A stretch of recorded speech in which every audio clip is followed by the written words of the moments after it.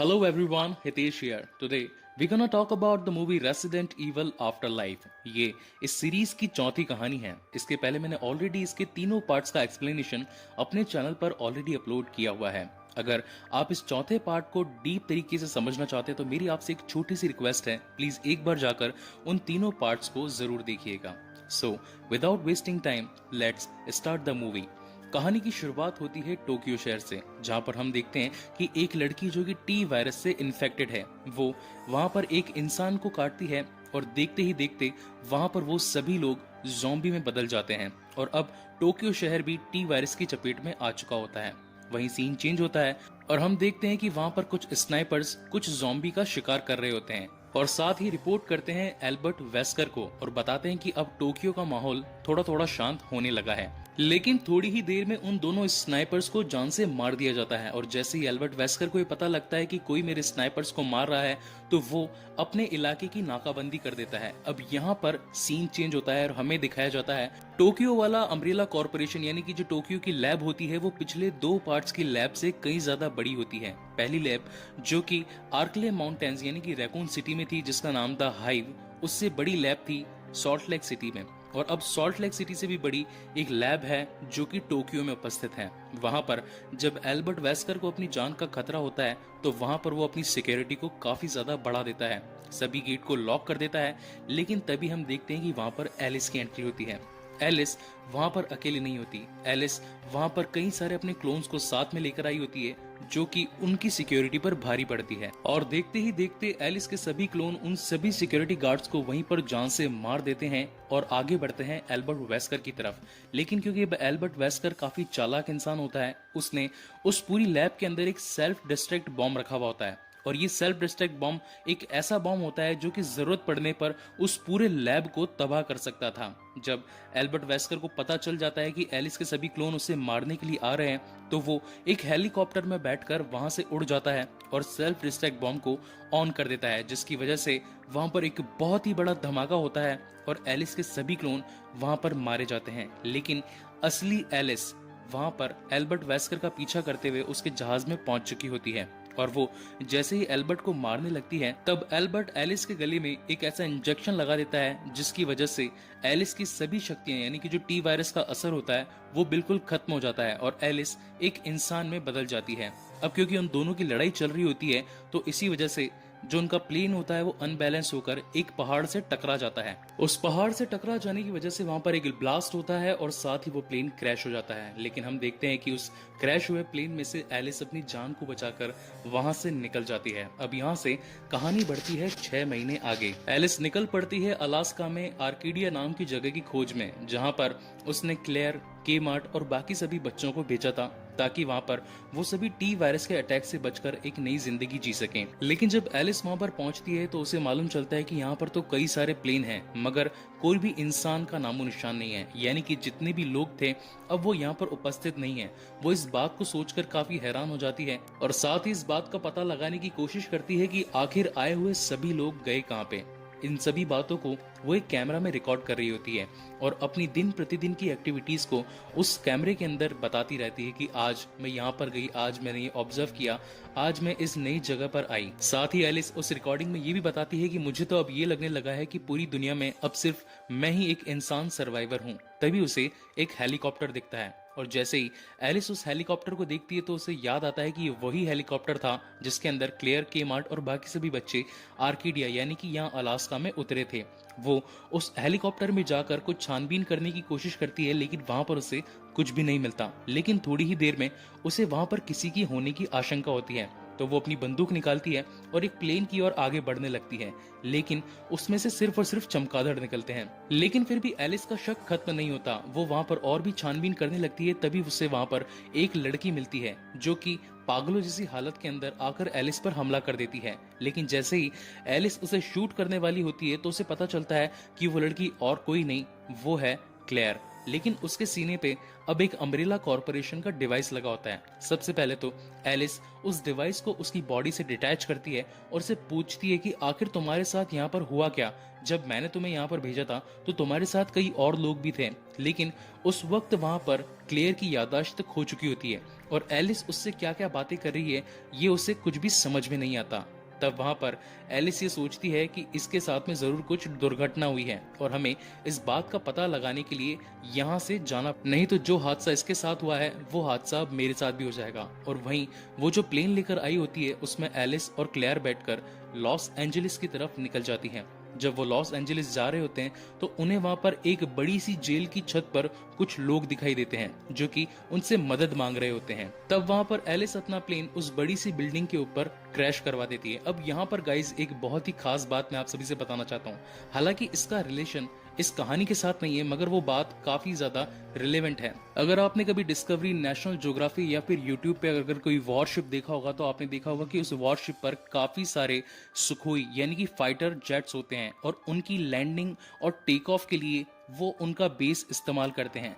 लेकिन बेस को इस्तेमाल करते टाइम वो एक बात का ध्यान रखते हैं, जब भी कोई वहां पर सुखोई यानी कि फाइटर जेट जब लैंड करने वाला होता है तब वो वहां पर एक रस्सी लगा देते हैं जिसकी मदद से वो प्लेन रुक सकता है। लेकिन यहाँ पर हमेशा जब भी प्लेन लैंड करने वाला होता है वो अपनी स्पीड को और बढ़ा देता है। उसकी स्पीड बढ़ाने का रीजन ये होता है कि कहीं अगर हमारा प्लेन अगर स्लो हो गया तो कहीं हम जाकर पानी में ना गिर पड़े। तो यही जो बात थी वो इस मूवी के अंदर दिखाई गई थी एग्जैक्ट। तो ये बात मुझे काफी अच्छी लगी जिससे मुझे लगा कि ये आपको बताना थोड़ा सही रहेगा। सो चलिए वापस आते हैं अपनी स्टोरी पर। जैसे ही एलिस अपने प्लेन से उतरती है तो उसे 4 से 5 लोग मिलते हैं। वो अपना इंट्रोडक्शन देती है और साथ ही बताती है कि मेरे साथ में एक बंदी और है जिसका नाम है क्लेयर। वैसे तो हम कहीं और जा रहे थे लेकिन जैसे ही हमने आपको देखा कि आपको मदद की जरूरत है तो हम यहाँ पर आ गए। वैसे हम अलास्का में आर्किडिया जाना चाहते हैं। तब वहां पर एक पुलिस ऑफिसर होता है, एक सैनिक का जवान होता है, वो उन्हें कहता है कि आर्किडिया कोई जगह नहीं है, वो एक शिप है जो हमारे यहाँ से कुछ 1 किलोमीटर दूर है समुद्र में। तब वहां पर एलिस कहती है कि वहां पर जाना तो बहुत ही मुश्किल रहेगा क्योंकि नीचे सभी लोग ज़ॉम्बी बन चुके हैं और हम मेन रोड से वहां तक कभी भी नहीं पहुंच सकते। तब वहां पर वो लोग उसे एक कैदी से मिलवाते हैं जिसका नाम होता है क्रिस। एलिस जब वहां क्रिस से मिलती है तो वो उसे पूछती है कि आखिर इन लोगों ने तुम्हें बंदी क्यों बनाया हुआ है। तब वहां पर क्रिस कहता है मैं एक सैनिक हूं और साथ ही मैं इसी जेल का सैनिक था। मैंने यहाँ पर कैदियों को छुड़वाने की कोशिश करी ताकि वो उन ज़ॉम्बी से लड़ सके और हमें उनको मारने का टाइम मिल जाए। लेकिन कुछ कैदियों को ये बात पसंद नहीं आई और उन्होंने मुझे यहाँ पर कैद कर दिया। लेकिन मैं यहाँ से निकलने का रास्ता जानता हूँ। अगर तुम मुझे इस कैद से छुड़वा दोगी तो मैं तुम सभी लोगों को उस शिप तक पहुंचा सकता हूँ। लेकिन तभी वहां पर लूथर आ जाता है और वो एलिस से कहता है कि इसकी बातों पर ज्यादा ध्यान मत दो और यहाँ से चलो, खाने का वक्त हो चला है। तभी वहां पर एलिस कहती है कि मुझे नहाने की जरूरत है क्योंकि काफी दिन बीत चुके हैं और मैं अभी तक नहाई नहीं हूँ। तब वहां पर लूथर एलिस को एक बाथरूम में छोड़कर आता है। लेकिन जब वहां पर एलिस नहाने के लिए जाती है तभी उस वॉशरूम की सीलिंग को तोड़कर एक ज़ॉम्बी वहां से निकलकर आ जाता है और उन सभी पर हमला कर देता है। लेकिन तभी वहां पर एलिस अपनी स्वेट ऑफ निकालती है और उसके हेडशॉट लगा देती है जिसकी वजह से उसके अंदर से सिक्के निकल जाते हैं और वो ज़ॉम्बी वहीं पर मर जाता है। तब वहां पर लूथर कहता है कि तुम तो काफी तेज और चालाक हो। तब वहां पर एलिस उसे अपने सभी हथियार दिखाती है और उसे कहती है कि मैं इन सभी ज़ॉम्बीज को मारने की आदतन हो चुकी हूँ। अब मुझे इन ज़ॉम्बीज को मारने की एकदम लत लग चुकी है और मैं इसमें अब काफी ट्रेंड हो चुकी हूँ। वहीं पर सीन चेंज होता है और हमें दिखाया जाता है एक बहुत ही बड़ा मॉन्स्टर जिसका नाम है एग्जीक्यूशनर। वो वहां पर आकर उस जेल के दरवाजे को तोड़ने की कोशिश करता है ताकि सभी ज़ॉम्बी उस जेल की दीवारों को फांद कर वहां से अंदर चले जाएं और उन सभी लोगों को जान से मार दे। लेकिन अब क्योंकि एलिस को पता होता है कि क्रिस को यहाँ से जाने का रास्ता मालूम है तो वो जाकर क्रिस को सबसे पहले उस जेल से निकालती है और उससे कहती है कि यहाँ से बाहर जाने का क्या रास्ता है हमें बताओ। तब क्रिस कहता है कि इस बिल्डिंग के ग्राउंड फ्लोर पर एक बहुत ही बड़ा मजबूत बख्तरबंद टैंक है और उसके अंदर 20 लोगों के बैठने की जगह है। अगर हम उसमें बैठ जाएं तो वो हमें शिप के रास्ते तक पहुंचा सकता है और वहां से हम एक नाव करके उस शिप तक पहुंच सकते हैं जो कि सेफ रहेगा। तो वहां पर सभी लोग आधी आधी टीम में बढ़ जाते हैं और जब कुछ लोग ग्राउंड फ्लोर पर जाकर उस टैंक को निकालने की कोशिश करते हैं तो उन्हें पता चलता है कि उस टैंक के अंदर तो इंजन फिट ही नहीं है, यानी कि वो जो इंजन है वो उस टैंक से निकाल लिया गया है।